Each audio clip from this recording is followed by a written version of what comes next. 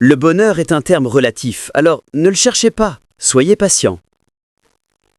Souvenez-vous de ceci, le monde entier n'est pas dirigé par les politiciens.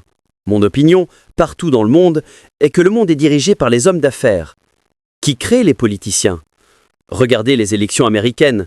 Leurs élections sont, si je peux le dire, les élections les plus chères du monde. D'où vient l'argent pour ces élections? Pourquoi les Israéliens ou les Juifs, pourquoi les sionistes sont-ils si puissants là-bas? Parce que ce sont eux les lobbyistes, ce sont eux qui fournissent l'argent. Même Barack Obama n'aurait jamais pu se présenter à une élection sans leur argent, c'est-à-dire qu'il ne pourrait pas devenir président. Il le sait. Biden ne le peut pas non plus. Donald Trump ne le peut pas non plus. Par conséquent, tout le monde est leur otage. Alors, pourquoi seriez-vous leurs otages? Vous n'avez pas été capable de créer un tel groupe de pression là-bas. Vous n'avez pas d'argent. Donc, pour créer cette position, vous devez avancer. Vous devez devenir les propriétaires de la richesse. L'argent vient de l'entrepreneuriat. Ceux qui sont salariés n'ont pas ce genre d'argent. Je donne juste un exemple. Eux faisaient de l'agriculture. Eux faisaient du commerce. Leur argent est resté à la Mecque. Les autres faisaient de l'agriculture et leurs terres, leurs biens ou leurs maisons ont été répartis entre les musulmans. Faisant référence à cette communauté pauvre, Allah Tout-Puissant dit « Wa'aidu lahum mastata'tum min quwwatin wa min ribatil khayl » Ribatil khayl. Où vont-ils trouver des chevaux? Préparer une force massive. Comment appelez-vous cela? Une unité de cavalerie pour la guerre. Où va-t-il acheter des chevaux? Il n'a même pas de nourriture à la maison. Cela signifie qu'Allah a parlé de créer une industrie du cheval. Qu'arrive-t-il si vous créez une industrie du cheval? Si vous amenez beaucoup de chevaux, vous avez besoin d'écuries pour les garder. Vous avez besoin de gens pour s'en occuper. Il faut s'occuper de leur nourriture. Ils ont besoin de dressage. Ils ont besoin de soins médicaux parce qu'ils vont tomber malades. Ils ont besoin de traitements pour cela. Regardez combien d'industries sont liées à cela. L'objectif principal d'Allah subhanahu wa ta'ala est que vous créiez des industries. Soyez fort économiquement. Vous devez être très puissant économiquement. Ce n'est qu'alors que vous pourrez agir. Ni'amal malus asalihu lirajuli salihu. Quelle excellente la richesse pour une bonne personne. Si les mauvaises personnes ont de l'argent, elles l'utiliseront pour de mauvaises actions. Si les bonnes personnes ont de l'argent, elles l'utiliseront pour de bonnes actions. Alors, quand deviendrez-vous des entrepreneurs? Allez-vous simplement rester dans un emploi? Je ne sais pas pourquoi nous n'avons que des emplois en tête. Ne pouvez-vous pas devenir un entrepreneur de manière à employer 10, 20, 50, 100, 200, 500 personnes? Nous sommes dans un champ de bataille à travers le monde, vous le savez. Ainsi, vous pouvez devenir les principaux guerriers sur ce champ de bataille. Comment? En devenant un entrepreneur. Supposons que vous décidiez de boycotter les produits israéliens. Dans quelle mesure allez-vous boycotter? Quelqu'un m'a dit l'autre jour, « Monsieur, pour boycotter les produits de tel et tel pays, j'ai fini par réaliser que je devais tout boycotter. Je ne pouvais même pas acheter de riz, parce que le riz vient aussi d'ailleurs. Alors, qu'est-ce que je vais exactement boycotter, ou qu'est-ce que je ne vais pas boycotter? En fin de compte, il semble que tout doit être boycotté. Dites-moi, combien de brevets avez-vous, ou avons-nous? Un brevet comme Lever Brothers, ou disons comme Samsung, j'en nomme un petit, il y en a d'autres encore plus grands. Combien de brevets avons-nous que nous pouvons utiliser pour mener cette guerre? Qu'avons-nous pu réaliser? Vous devez entrer dans cette position d'entrepreneuriat. J'appelle cette zone un champ de bataille. Êtes-vous réellement en progrès? Man istawa yaumahu fahuwa madbrunun. La personne dont les 2 jours sont égaux est madbrunun, trompé, lésé. Il y a une faiblesse dans la chaîne de narration de ce hadith, mais le propos est vrai. La personne dont les 2 jours sont égaux est vraiment madbrunun. Elle est vraiment trompée, elle est vaincue, elle est submergée. Elle a pris du retard. Sommes-nous réellement en progrès? Vous êtes-vous mesuré centimètre après centimètre? Quel est votre progrès dans la connaissance? Le deuxième problème est pourquoi acquérons-nous réellement la connaissance? Quel est le but de votre connaissance? Ou quel est le but de votre éducation? Pourquoi acquérez-vous la connaissance? Sûrement pour obtenir un emploi. Et le mot « emploi » signifie « service de serviteur ».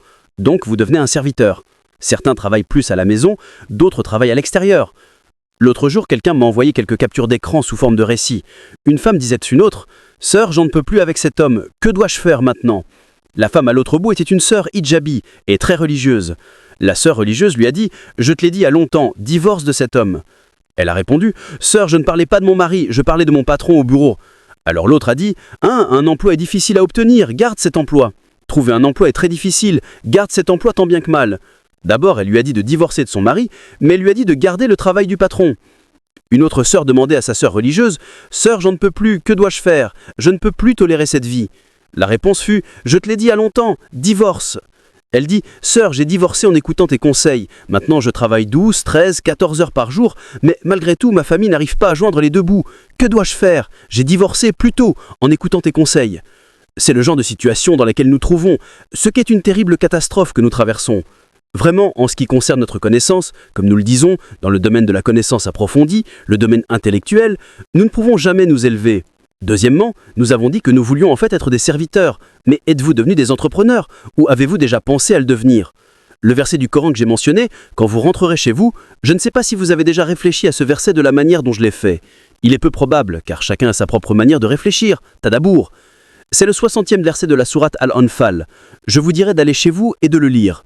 Allah subhanahu wa ta'ala a dit aux compagnons qui ont émigré de la Mecque à Médine, sans pouvoir emporter d'argent avec eux, وَعِدُّوا لَهُمْ مَسْتَطَعْتُمْ مِنْ قُوَّةٍ وَمِنْ رِبَاطِ الْخَيْلِ تُرْهِبُونَ بِهِ عَدُوَّ اللَّهِ وَعَدُوَّكُمْ.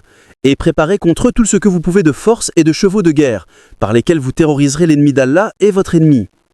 Regardez, Allah subhanahu wa ta'ala a dit cela aux compagnons qui ont émigré de la Mecque à Médine sans pouvoir emporter d'argent avec eux. Les compagnons de Médine étaient agriculteurs, donc ils n'avaient pas de commerce. Les gens de la Mecque avaient du commerce, ils avaient de l'argent. On n'obtient pas d'argent sans faire du commerce. Par exemple, Bachar Baye a 500 crores d'argent. Or, peut-être que notre éducation est un peu plus élevée que celle de Bachar Baye. Ou disons que l'éducation de notre professeur Zuber Ersan est peut-être plus élevée que la mienne. Mais Zuber Ersan pourrait être en difficulté financière. Comme le dit l'idiome bégolais, n'a pas d'argent pour le sel du jour. Mais peut-être que notre Bachar Baye a 1500 crores d'argent qui traînent à la banque. L'argent vient de l'entrepreneuriat. Ceux qui sont salariés n'ont pas ce genre d'argent. Je donne juste un exemple. Alors, quand deviendrez-vous des entrepreneurs? Allez-vous simplement rester dans un emploi? Je ne sais pas pourquoi, nous n'avons que des emplois en tête. Ne pouvez-vous pas devenir un entrepreneur?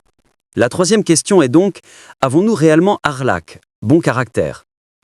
Bachar Baye le dira, et de nombreux hommes d'affaires m'ont dit personnellement que faire des affaires avec des musulmans signifie que vous ne pourrez jamais vous fier à l'engagement.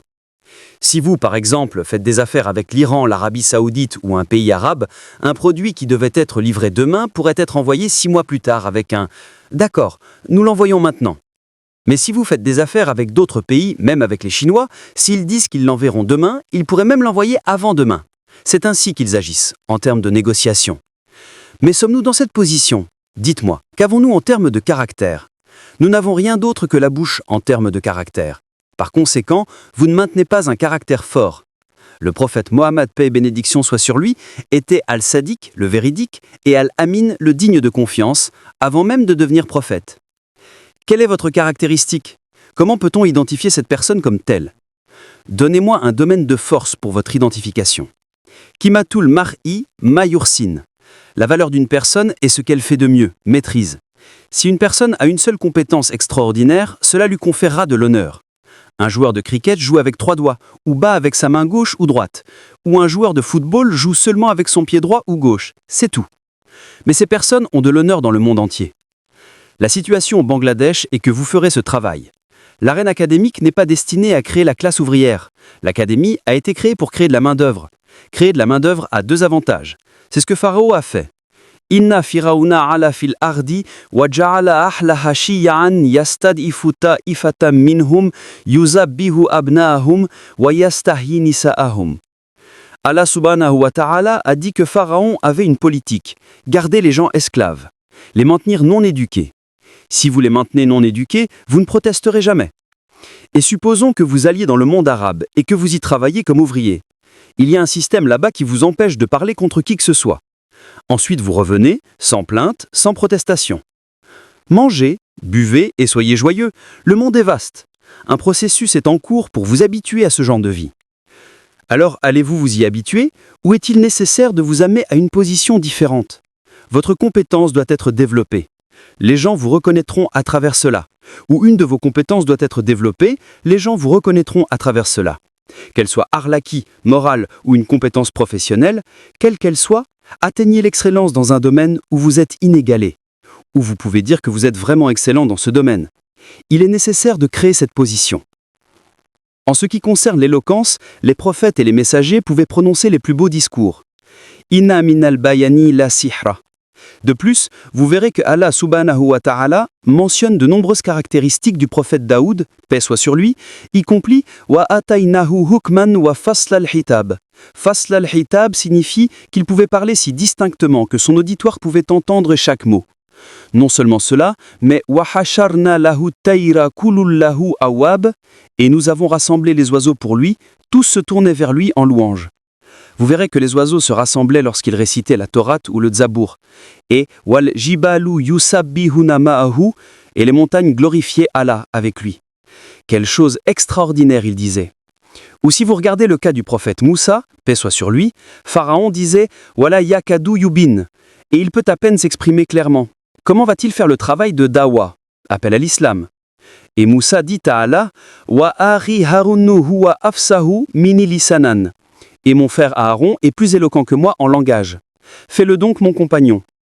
Être capable de parler magnifiquement, de parler distinctement, tout comme nos frères Chérif et Zaïd l'ont dit, pollution sonore. Je peux être aussi moi une certaine pollution sonore parce que j'ai tendance à parler un peu fort ou un peu vite. Certaines personnes ont ces particularités. Je veux être connu pour cela. Pas de problème. Mais je pense que c'est un trait négatif aussi. Soyez bon dans quelque chose. Parlez magnifiquement. Parlez comme Martin Luther King. Ou pensez juste au sermon d'adieu du prophète Mohammed. Avec quelle merveille il transmettait ses paroles. Je vous exhorte à atteindre l'excellence dans un domaine. Et j'ai attiré votre attention sur 3 choses. 1. At-talarum, acquisition de connaissances. 2. Arriver à la position de l'entrepreneur. Et 3. L'excellence dans n'importe quel domaine de harlak, caractère, qu'il soit physique ou moral. Atteignez un niveau d'excellence, Inch'Allah. J'espère qu'une seule personne peut faire une grosse différence. Que les autres vous reconnaissent en vous voyant. Que les autres comprennent en vous voyant. Que les autres soient inspirés en vous voyant. Le but de Rose Academy est certainement le même. Et je prie Allah subhanahu wa ta'ala d'accepter cette institution. Et les visages que je vois ici, je ne sais comment inokur des sig une winoban, I know many of you. And I know that you can do anything, Inch'Allah. Je connais beaucoup d'entre vous et je sais que vous pouvez tout faire, si Dieu le veut. We can overcome, Inch'Allah. Oh, we shall overcome, Inch'Allah. Nous pourrons certainement le faire. Allah nous a donné cette compétence et cette capacité. De plus, il y a la déclaration de Allah. Kuntum hayra umatan ukhrijat lilas, que vous avez été créé pour la meilleure communauté suscitée pour les hommes, que vous avez été créé pour l'humanité. Par conséquent, vous avez cette capacité naturelle donnée par Allah subhanahu wa ta'ala. Elle est intrinsèquement en vous. Vous ne pouvez l'utiliser que si vous le souhaitez. Vous devez être entreprenant pour l'utiliser et à cet égard, vous devriez consacrer du temps. Combien lisez-vous chaque jour? Et s'il vous plaît, comprenez bien le champ de bataille. Nous n'avons pas besoin de gens moyens. Nous avons besoin de quelques intellectuels, de quelques penseurs. Dans le contexte du Bangladesh, combien de personnes sont capables de défendre les autres intellectuellement? Vous en savez peut-être plus que moi, mais je vois très peu de personnes qui peuvent défendre l'islam ou autre chose intellectuellement.